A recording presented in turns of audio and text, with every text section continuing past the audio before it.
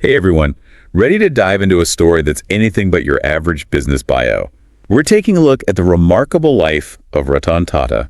And when you say remarkable, you really mean it. I mean, this is a man who built a global empire, but always kept his focus on something bigger. It's kind of mind-blowing when you think about it. Born in Mumbai back in 1937, Ratan Tata could easily just, enjoy the whole being born into influence thing. Oh, absolutely. But that's not really his style, is it? Not at all.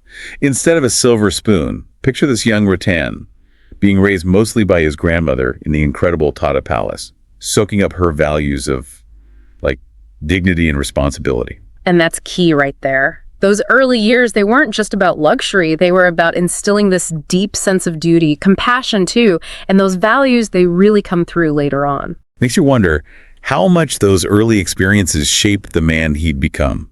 Leading Tata Group onto the world stage. That's a heavy crown to wear. But get this, before all of that, he almost stayed in sunny California. Studied architecture at Cornell, even thought about settling in Los Angeles. Ratan Tata, the architect. Can you imagine? It's a fun thought experiment, but even more, it tells you about his adaptability, the global perspective he picked up during those years.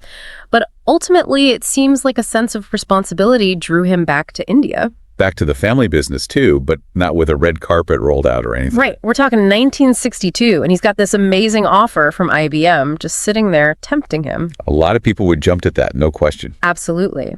But instead of taking the easy road, he chooses to honor his uncle's wish and joins Tata Industries. And, get this, he doesn't just stroll into some corner office. He starts on the factory floor, working his way up through the ranks. That speaks volumes, doesn't it? Talk about understanding a business from the ground up. It's huge. It gave him a work ethic you don't learn in a boardroom, that's for sure.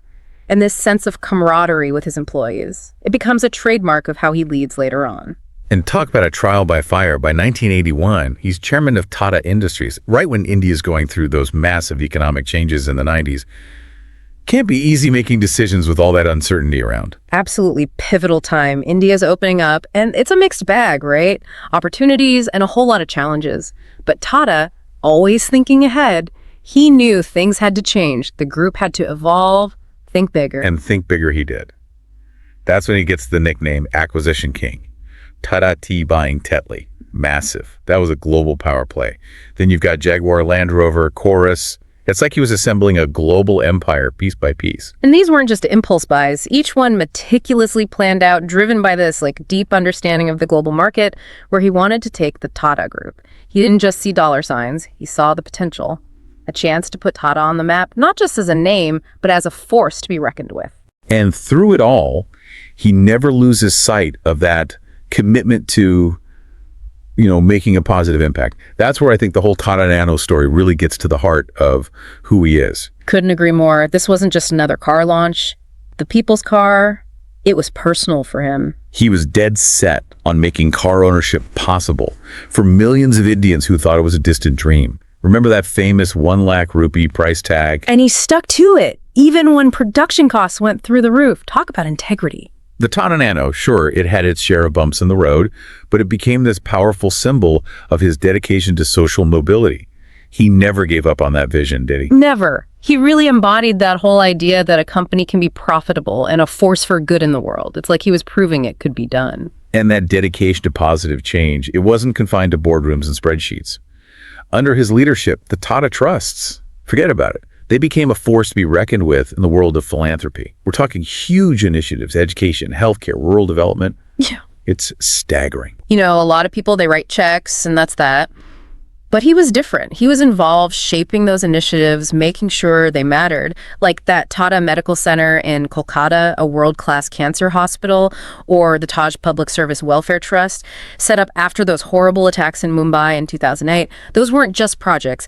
They were deeply personal for him, showed his empathy, his commitment to actually doing something. And it's those little stories about him that really get you. Like when he personally visited that former employee who was sick, that's not just leadership, that's genuine human connection. 100%. It's so rare, especially at that level. He had this way about him, this humility, treated everyone with kindness, no matter who they were. It makes you realize that for Ratan Tata, success wasn't about the awards or the headlines. It was about truly impacting other people's lives.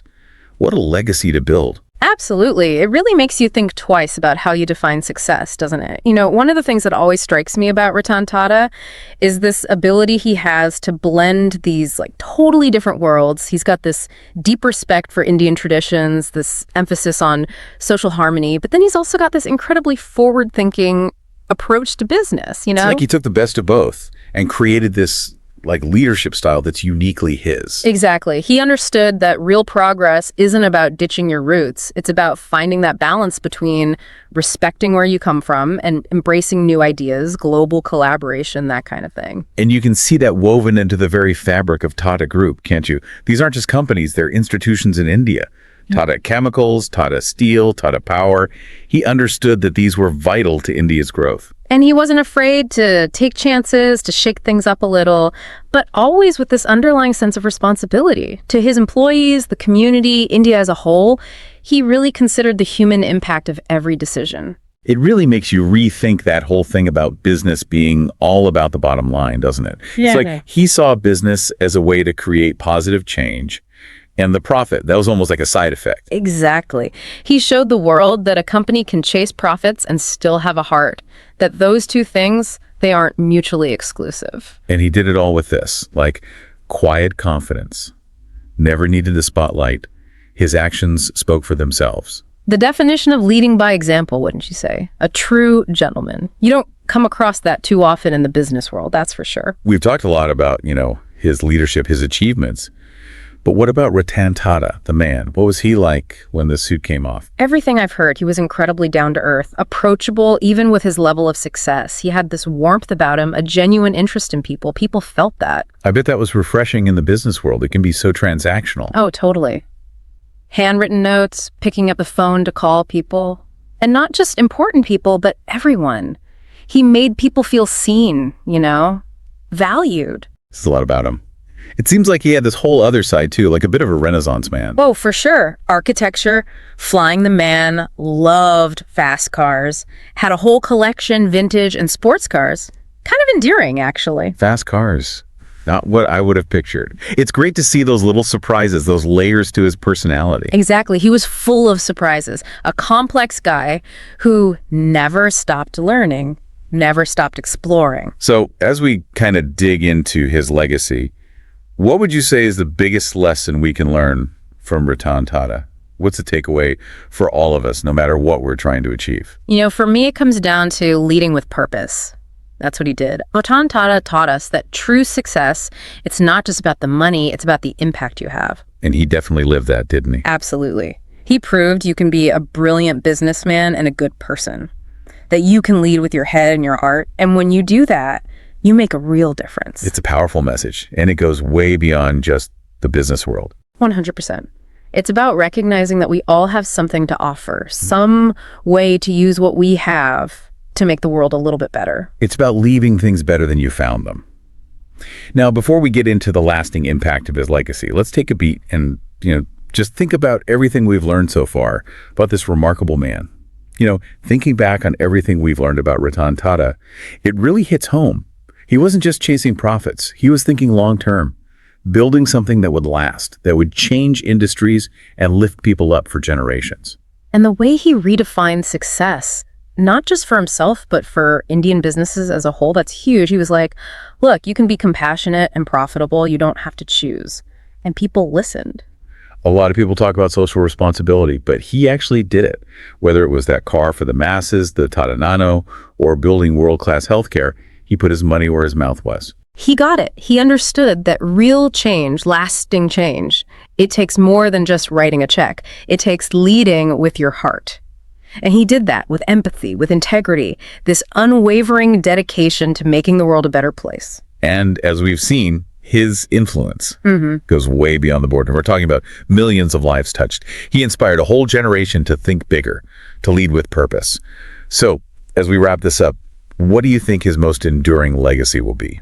He'll definitely go down in history as a business giant, but I think his real legacy, it's bigger than that. He's the guy who redefined success, who showed the world that you can be a tough businessman and still have a heart. It's actually kind of emotional when you think about it. The impact he'll continue to have on industries, on communities, on individual lives, it's incredible. Absolutely. He's left behind this blueprint, this example of ethical leadership, of living a life that matters. It reminds us that we all have the power to make a difference. Wow. What a thought to leave you with. Ratan Tata's story, it's a powerful reminder that every single one of us can make a difference. It's a call to action, lead with purpose, embrace innovation, and never forget that we're all in this together. Beautifully said. Let's all take that to heart. Until next time, keep exploring, keep asking those tough questions, and keep diving deep.